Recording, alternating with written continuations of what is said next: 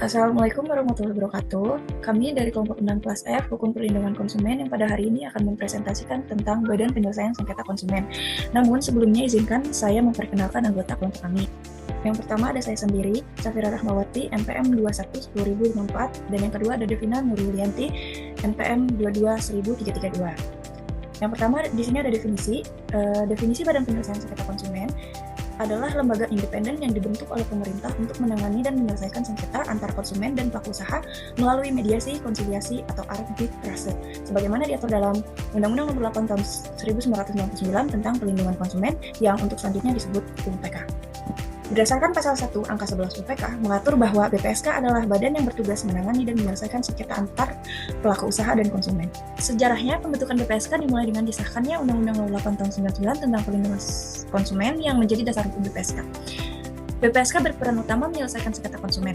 Operasional BPSK diatur melalui Kepres Nomor 90 Tahun 2001 dan sejak saat itu BPSK mulai dibentuk di kota-kota besar. Dan pada tahun 2017, aturan BPSK diperbaharui melalui Permendag nomor 06/Per/1/2017 yang mengatur lebih rinci tugas, kewenangan, serta prosedur penyelesaian sengketa dan pengawasan pelaku usaha. Di sini ada latar belakang. Badan Penyelesaian Sengketa Konsumen merupakan lembaga non-litigasi yang dibentuk berdasarkan ketentuan UPK yang berfungsi sebagai forum alternatif penyelesaian sengketa di luar pengadilan dengan mekanisme yang cepat, sederhana, dan biaya ringan. Pembentukan BPSK merupakan respon antara kondisi ketidakseimbangan posisi hukum antara konsumen dan pelaku usaha, di mana konsumen kerap mengalami kerugian akibat praktik usaha yang tidak adil, termasuk penerapan klausul baku yang merugikan, produk cacat, dan pelayanan yang tidak sesuai standar. Dan sebelum adanya BPSK, penyelesaian sengketa konsumen hanya dapat ditempuh melalui jalur peradilan yang bersifat formal, memakan waktu lama, dan menimbulkan biaya yang tidak sedikit, sehingga kurang efektif dan tidak efisien bagi konsumen sebagai pihak yang relatif lemah. Selain fungsi penyelesaian sengketa, BPSK juga memiliki peran strategis dalam melakukan pengawasan terhadap pelaku usaha dan pembinaan agar pelaku usaha mematuhi ketentuan UPK. Hal ini bertujuan untuk menciptakan iklim usaha yang sehat serta hubungan hukum yang harmonis antara pelaku usaha dan konsumen. Lebih lanjut, BPSK menjadi instrumen penting dalam mewujudkan perlindungan hukum yang efektif dan keadilan substantif dalam hubungan konsumen dan pelaku usaha di Indonesia. Lalu di sini ada edukasi konsumen. BPSK melakukan edukasi konsumen mengenai hak dan kewajiban mereka berdasarkan UPK. Edukasi ini bertujuan agar konsumen lebih berdaya, cerdas, dan berani mengungkapkan ketidaknyamanan atau kerugian yang dialami. Sasaran edukasi konsumen oleh BPSK antara lain ada pelaku usaha. Sosialisasi ini mengedukasi pelaku usaha mengenai kewajiban mereka terhadap konsumen. Diharapkan pelaku usaha dapat memberikan pelayanan yang baik dan memenuhi hak serta kewajiban sehingga sengketa dapat dihindari. Yang kedua ada masyarakat umum atau konsumen. BPSK memberikan edukasi kepada konsumen yang mengalami masalah. BPSK mengenalkan keberadaan BPSK kepada masyarakat luas. Konsumen diedukasi agar mengetahui, memahami, dan memanfaatkan BPSK jika memiliki masalah. Lalu ada pengawasan pelaku usaha. Fungsi utama BPSK adalah mengawasi pelaku usaha agar mematuhi ketentuan perlindungan konsumen, khususnya terkait klausul baku dalam perjanjian yang merugikan konsumen. Langkah pengawasan BPSK meliputi memanggil pelaku usaha, saksi atau ahli untuk memberikan keterangan. Lalu yang kedua ada memberikan dokumen, surat, dan alat bukti terkait dugaan pelanggaran. Lalu yang ketiga ada melakukan kunjungan langsung ke perusahaan untuk meneliti kontrak dan potensi klausul baku yang merugikan. Lalu yang terakhir ada memberikan peringatan tertulis jika ditemukan pelanggaran. Tujuan pengawasan adalah melindungi konsumen dan memastikan pelaku usaha bertanggung jawab sesuai UPK. Lalu ada program pembinaan. Program pembinaan BPSK bertujuan meningkatkan kapasitas, sosialisasi, sarana, dan koordinasi agar perlindungan konsumen lebih efektif. Sesuai dengan pasal 49 ayat 2, pembinaan terhadap BPSK dilakukan oleh pemerintah, dalam hal ini kementerian yang membimbingi urusan perdagangan, yang sekarang menjadi Kementerian Perdagangan. Yang pertama ada peningkatan kapasitas dan kompetisi anggota BPSK, melatih hukum perlindungan konsumen dan penyelesaian sengketa, penguatan pemahaman tentang mekanisme mediasi, arbitrase, dan konsiliasi. Yang kedua ada sosialisasi dan edukasi kepada masyarakat dan pelaku usaha, kampanye kesadaran hak dan kewajiban konsumen, pelatihan kepatuhan hukum bagi pelaku usaha agar tidak melanggar hak konsumen. Lalu yang ketiga ada penguatan sarana dan prasarana BPSK, penyediaan anggaran operasional yang memadai, peningkatan akses bagi konsumen dalam menyampaikan pengaduan. Yang keempat ada koordinasi dengan lembaga terkait, kerjasama dengan lembaga pengawas sektor industri tertentu, misalnya OJK untuk sektor keuangan, Kominfo untuk sektor telekomunikasi. Lalu ada sinergi dengan kepolisian dan pengadilan jika ada pelanggaran yang memerlukan tindakan hukum lebih lanjut. Lalu ada di sini ada kerjasama BPSK dengan lembaga lain. BPSK bekerja sama dengan instansi terkait seperti Kementerian Perdagangan untuk pembinaan dan pengawasan, serta dengan kepolisian dan kejaksaan dalam penegakan hukum, terutama untuk kasus yang melibatkan unsur pidana. Kerjasama ini memperkuat efektivitas perlindungan konsumen sesuai dengan pasal 49 ayat 3 UU PK. Yang pertama ada kerjasama dengan Kementerian Perdagangan. Sebagai pembinaan utama, Kementerian Perdagangan memberikan pembinaan, pengawasan, dan pendanaan bagi operasional BPSK. Lalu menyediakan kebijakan nasional terkait perlindungan konsumen. Yang kedua, koordinasi dengan kepolisian dan kejaksaan. Jika ada unsur pidana dalam perlindungan konsumen, BPSK dapat melimpahkan kasus ke kepolisian, bekerja sama dengan penegakan hukum terhadap pelaku usaha yang melanggar ketentuan UU PK. Yang ketiga, ada sinergi dengan lembaga sektor spesifik, seperti OJK untuk kasus perlindungan konsumen di sektor keuangan, lalu ada Kominfo untuk pengaduan terkait layanan telekomunikasi dan internet, dan ada BPOM untuk pengawasan produk makanan, obat, dan kosmetik yang merugikan konsumen. Lalu yang keempat ada LPKSM. LPKSM membantu memberikan pendampingan kepada konsumen yang mengalami kerugian dan berkolaborasi dalam sosialisasi dan edukasi mengenai hak-hak konsumen. Untuk selanjutnya akan dilanjutkan oleh rekan saya. Perkenalkan, nama saya Devina Dolianti dengan IPN 221332. Di sini saya akan menjelaskan mengenai pelatihan dan workshop BPSK.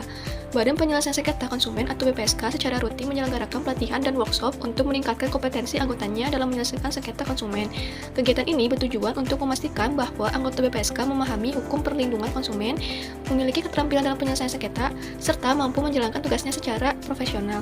Pelatihan dan workshop BPSK biasanya diselenggarakan oleh Kementerian Perdagangan sebagai lembaga pembina, bekerja sama dengan akademisi, praktisi hukum, serta lembaga perlindungan konsumen lainnya. Kegiatan ini diadakan secara berkala, baik di tingkat daerah maupun nasional, guna memastikan bahwa semua anggota BPSK selalu memiliki pemahaman yang terkini dalam penyelesaian sengketa konsumen. Selanjutnya ada mekanisme pengawasan BPSK. Pengawasan terhadap BPSK diatur dalam pasal 49 ayat 2 Undang-Undang Nomor 8 Tahun 1999 tentang Perlindungan Konsumen atau UU PK yang menyatakan bahwa pemerintah melakukan pembinaan dan pengawasan terhadap BPSK. Pengawasan ini bertujuan untuk memastikan bahwa BPSK bekerja sesuai dengan ketentuan hukum dan tidak menyalahgunakan kewenangannya. Selanjutnya ada bagan pengawasan mekanisme BPSK.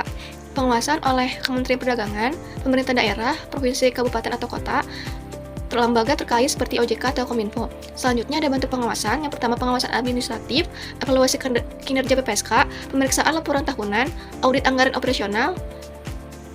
Yang kedua ada pengawasan proses penyelesaian sengketa, memastikan prosedur hukum terpenuhi, meninjau putusan untuk keadilan, menyediakan mekanisme keberatan. Yang ketiga mekanisme pengaduan atas kinerja BPSK, laporan ke Kementerian Perdagangan atau Pemda, dan keberatan ke pengadilan negeri. Selanjutnya ada sanksi jika BPSK melanggar ketentuan.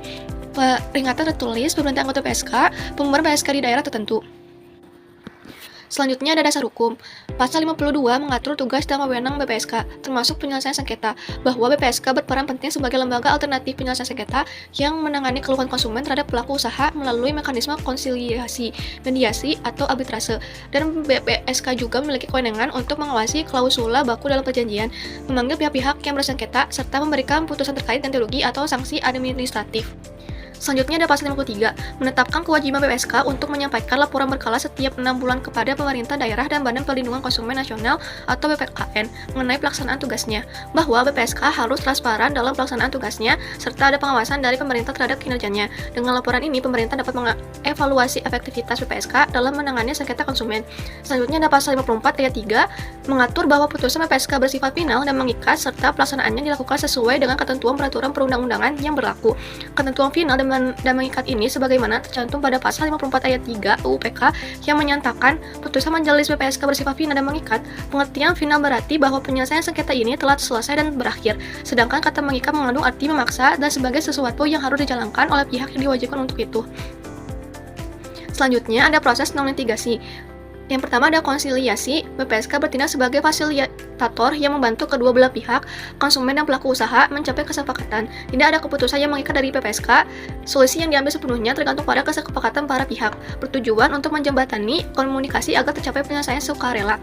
Selanjutnya ada mediasi. Dalam mediasi, anggota BPSK yang bertindak sebagai mediator akan lebih aktif dalam membantu para pihak merumuskan solusi yang adil. Mediator berusaha menggali kepentingan masing-masing pihak dan menawarkan solusi yang dapat diterima bersama. Hasil akhir tetap merupakan kesepakatan sukarela, tetapi mediator lebih proaktif dibanding konsiliator. Selanjutnya ada arbitrase.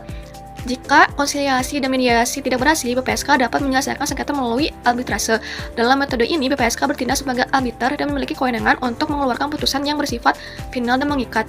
Putusan arbitrase dari BPSK memiliki kekuatan hukum yang dapat dieksekusi sehingga wajib dipatuhi oleh kedua belah pihak. Selanjutnya ada sanksi dan tindakan BPSK. BPSK memiliki kewenangan untuk memberikan sanksi dan tindakan terhadap pelaku usaha yang terbukti melanggar hak-hak konsumen berdasarkan Undang-Undang Perlindungan Konsumen atau UPK. Sanksi yang dapat diberikan oleh BPSK meliputi teguran tertulis, rekomendasi ganti rugi kepada konsumen, hingga permintaan kepada instansi terkait untuk menjatuhkan sanksi administratif seperti pencabutan izin usaha. Dan jika pelaku usaha tidak menjalankan putusan BPSK atau terbukti melanggar hak konsumen, sanksinya bisa berupa: yang pertama ada sanksi administratif seperti peringatan tertulis, pencabutan izin usaha atau larangan sementara beroperasi. Yang kedua ada sanksi pidana. Sesuai dengan pasal 62 sampai 63 UPK, pelaku usaha dapat dikenakan pidana penjara maksimal 5 tahun atau denda maksimal 2 miliar jika terbukti melakukan pelanggaran berat, seperti memproduksi barang berbahaya atau memberikan informasi menyesatkan. BPSK juga bisa mengupayakan untuk mengajukan perkara ke pengadilan jika pelaku usaha tidak menjalankan keputusan yang telah dibuat. Selanjutnya di sini ada contoh kasus yang berjudul gagalnya jasa pemasangan internet oleh penyedia layanan. Seorang konsumen bernama Andi berlangganan layanan internet rumah dari sebuah penyedia jasa internet atau yang disebut dengan ISP terkenal di Indonesia. Berdasarkan kontrak layanan, ISP menjanjikan pemasangan dalam waktu masih 5 hari kerja setelah pembayaran dilakukan. Kecepatan internet 100 Mbps sesuai dengan paket yang dipilih. Namun setelah 2 minggu berlalu, internet belum juga dipasang. Setelah pemasangan selesai, kecepatan internet yang diterima hanya 30 Mbps, jauh dari yang dijanjikan. Andi mencoba menghubungi layanan pelanggan ISP tetapi hanya diberikan jawaban standar tanpa solusi konkret. Merasa dirugikan, Andi mengajukan pengaduan ke Badan Penyelesaian Sengketa Konsumen untuk mendapatkan hak sesuainya dengan Undang-Undang Perlindungan Konsumen. Analisis hukum. Dalam proses penyelesaian sengketa ini, BPSK pertama-tama memeriksa apakah ISP telah melanggar hak konsumen sebagai diatur dalam UPK. Berdasarkan pasal 4 UPK, konsumen memiliki hak atas informasi yang benar, jelas, dan jujur mengenai kondisi barang atau jasa yang ditawarkan. Selain itu, konsumen juga berhak memilih dan mendapatkan layanan yang sesuai dengan perjanjian serta mendapatkan kompensasi apabila barang atau jasa yang diterima tidak sesuai dengan kesepakatan. Dalam kasus ini, ISP telah melanggar hak konsumen karena tidak memberikan informasi yang jujur serta tidak memenuhi janji pemasangan dalam waktu yang telah disepakati. Selain melanggar hak konsumen, ISP juga melanggar kewajiban pelaku usaha sebagaimana diatur dalam pasal 7 UPK. Dalam pasal tersebut, pelaku usaha diwajibkan untuk beritikat baik dalam melakukan usahanya, memberikan informasi yang benar kepada konsumen, serta bertanggung jawab atas layanan yang diberikan. Fakta bahwa ISP gagal memasang layanan dalam waktu yang dijanjikan dan tidak menyediakan kecepatan internet sesuai kontrak menunjukkan bahwa mereka telah melakukan eksploitasi terhadap kewajibannya.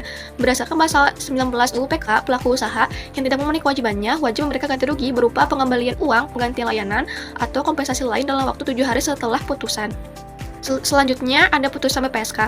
BPSK kemudian memutuskan bahwa ISP wajib mengembalikan biaya langganan bulanan pertama dan memastikan kecepatan internet sesuai perjanjian dalam waktu 7 hari kerja. Jika ISP tidak mematuhi putusan, BPSK akan merekomendasikan sanksi administratif kepada Kominfo termasuk pencabutan izin usaha.